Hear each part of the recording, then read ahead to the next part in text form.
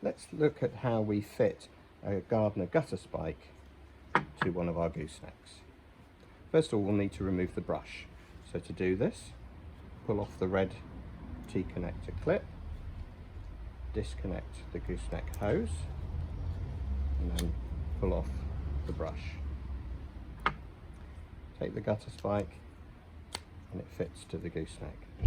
Now generally you'll want to use it at an angle something like that, and then you need to upgrade your gooseneck hose to the longer length. So we supply that in 3 lengths. So take the longer length, push fit that, and then it push fits into the gutter spike, allowing the water to flow through and out the jet at the end.